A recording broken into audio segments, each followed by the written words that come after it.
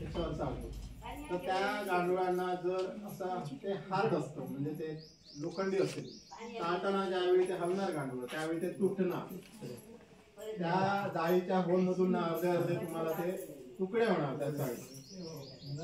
हा नरम असतात ते, त्यामुळे चाळून सुद्धा तुम्हाला ते सेपरेट करता येत नाही. एकमेव मार्ग जो सांगितलाय तो.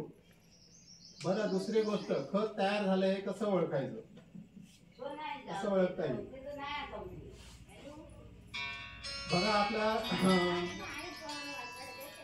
संडास असतो बघा, आणि आपण 10, 15, 20 वर्ष झाल्यानंतर उपसतो, बरोबर? मग त्याला वास येत नाही बघा, त्याला आपण सोनखत म्हणतो आणि ते शेतामध्ये वगैरे वापरतात. वास येतो का? नाही येत वास. तसा तुम्ही काही जरी त्या गांडूळ बेड मध्ये वापरलं तरी त्याचा खत तयार झाल्यानंतर वास येणार नाही. दुसरी गोष्ट अशी आहे, ते तुम्ही हातात घेतल्याच्या नंतर तुमची जी चहा पावडर आहे त्या चहा पावडर सारखे त्याची कणीदार तुम्हाला ते खत लागणार आहे. त्याच्यामध्ये दुसरं काहीही नसणार आहे.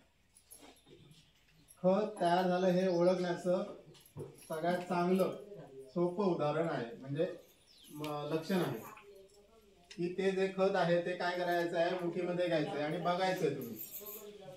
ताजं शेण किंवा कुंदर शेण तुम्हाला गठ्ठावून राहणार आणि ते जे खाऊन विष्टा टाकलेलं आहे ते चहा पावडर सारखं तुम्हाला असं विखुरलेल्या स्वरूपात तुम्हाला दिसणार आहे.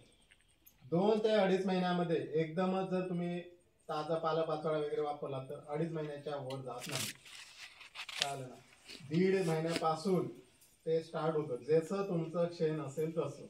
एखाद्या गायरीतलं सुकलेलं आहे ते त्याने बेड भरलाय तर लगेच तयार होणार. शेणखत जे